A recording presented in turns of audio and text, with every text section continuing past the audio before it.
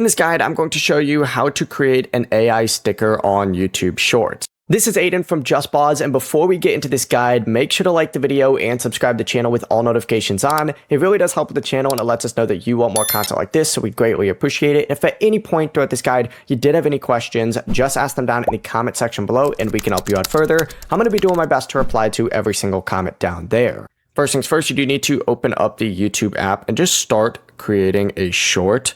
But essentially, once you're on the edit screen, and you can record or upload one, it doesn't really matter.